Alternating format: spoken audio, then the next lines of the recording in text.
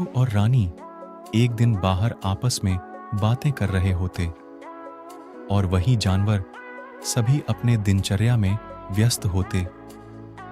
तभी एक दिन अमावस्या की रात को एक चुड़ैल गांव में घूम रही होती। हे शैतानी पहाड़, राजू और रानी ने मुझे मेरे इरादों को अब तक 2 बार चकनाचूर कर दिया है। मेरा इस गांव में राज करने का सपना हर बार इन लोगों ने तोड़ा है। मुझे अब कैसे भी करके इन दोनों को इनके किए की सजा देनी है। राजू और रानी दिमाग के बहुत ही तेज हैं।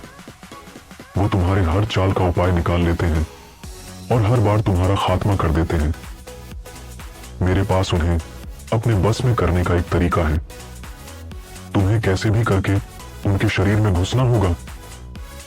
तुम जैसे ही उनके शरीर में घुसोगी वो पूरी तरह से तुम्हारे कैद में हो जाएंगे। उसके बाद मैं उन्हें गांव वालों के नजरों में बदनाम करके किसी खाई से छलांग मरवाकर मार डालूंगी। इतना बोलकर ये सुबह होने का इंतजार करने लगती।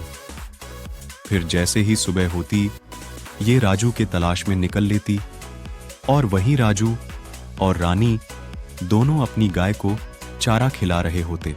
तभी यहाँ पर भूतनी अचानक से आती और बोलती, तो राजू और रानी यहाँ अपनी गाय की सेवा कर रहे हैं, लेकिन अब मेरे आतंक में फंसने के बाद खुद इन दोनों की सेवा कौन करेगा। इतना बोलकर ये राजू के शरीर में घुसकर उसको अपने कब्जे में कर लेते। ऐसे ही राजू के शरीर में घुसती राजू अचानक से पूरा विशाल हो जाता, जिसे देख के रानी पूरा घबरा जाती। फिर ये भूतनी राजू के शरीर को लेकर गांव में आतंक मचाने के लिए जाने लगती। ये राजू अचानक से इतना विशाल कैसे हो गया? कहीं उस पर किसी भूत का साया तो नहीं आ गया? और ये तेजी से गांव के और क्यों जा रहा है? मुझे जल्दी गांव वालों को इसके बारे में बताना होगा। इतना बोलकर रानी भागते हुए गांव की ओर जाने लगती और वही ये तेजी से अपने आतंक फैलाने के लिए जा ही रहा होता है कि रास्ते में उसे एक तांत्रिक दिखाई देता जो तपस्या कर रहा होता। ये तो वही तांत्रिक है जिसने मुझे हर बार परेशान किया है, लेकिन इस बार मैं पूरी प्लानिंग के साथ लौटी हूं। इस बार इस तांत्रिक को भी ठिकाने लगा दूंगी।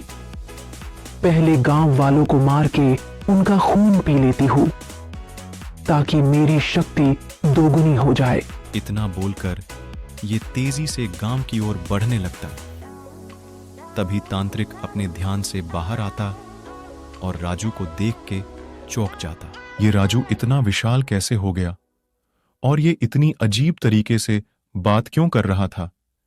ये किसे मार के उसका खून पिएगा जिससे इसकी शक्ति दोगुनी हो जाएगी? मुझे लगता है राजू के शरीर को किसी ने कब्जा किया है। मुझे जल्दी ही कुछ करना होगा, नहीं तो अनर्थ हो जाएगा।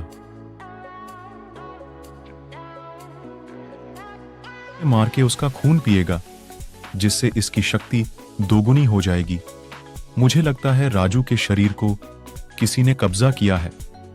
मुझे जल्दी ही कुछ करना होगा, नहीं तो अनर्थ हो जाएगा। इतना बोलकर तांत्रिक यहां से जाने लगता और वही गांव का सेठ अपने दुकान से घर की ओर जा रहा होता है, जिसे जैसे ही ये भूतनी देखती ये अपने आप को छोटा कर लेती और उसके पास जाकर बोलती, ये बैग लेकर कहाँ जा रहे हो सेठ? और वो भी इतना खुश होकर। लेकिन कोई बात नहीं, मौत को सामने देखकर सभी हंसी तुम्हारी निकलने वाली है। ये कैसी बातें बोल रहे हो राजू? तुम इतने बदतमीज कब से हो गए? और ये तुम्हारे आवाज को क्या हुआ है? और किसकी मौत की बात कर रहे हो तुम? बेवकूफ सेठ, तुम्हारी मौत की बात कर रही हूं, क्योंकि आज मैं तुम्हें कच्चा चबा जाऊंगी, जिससे मेरी शक्ति दोगुनी हो जाएगी, जिसके बाद मैं पूरे दुनिया में राज करूंगी। राजू, बस अब बहुत हुआ। अब कुछ और बोले तो मुझसे बुरा कोई नहीं होगा। क्या ये तुम इतनी बहकी बहकी बातें कर रहे हो? ये जैसे ही इतना बोलता, ये भूतनी अपनी शक्तियों से सेठ का सर काट देती, जिससे सेठ वहीं मर जाता। और वही रानी भागते हुए गांव वालों के पास जा रही होती। वो जैसे ही गांव वालों के पास जाती, उन्हें तुरंत सभी बातें बताने लगती, जिसे सुनते ही गांव वाले चौंक जाते। तभी वहां वो तांत्रिक आता और इनसे बोलता। रानी बिल्कुल सही कह रही है।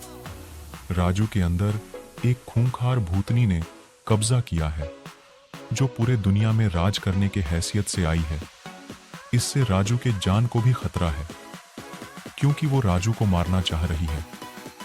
मुझे अभी जाके उस भूतनी का खात्मा करना होगा, नहीं तो अनर्थ हो जाएगा। इतना बोलकर तांत्रिक बौखलाए हुए भूतनी के पास जाने लगता। बहुत हुआ तुम्हारा खेल भूतनी, अब तुम्हें मुझसे कोई नहीं बचा पाएगा। आज तुम्हारी मौत मेरे ही हाथों लिखी है। मुझे भी तुमसे अपना पुराना हिसाब चुकाना है, बेवकूफ तांत्रिक। आज देखते हैं किसकी मौत किसके हाथों लिखी हुई है। ये जैसे ही इतना बोलती, गुस्से में तांत्रिक तुरंत उस पर हमला कर देता, जिसके तुरंत बाद ही ये भूतनी अपनी जान बचा के यहां से भाग जाती।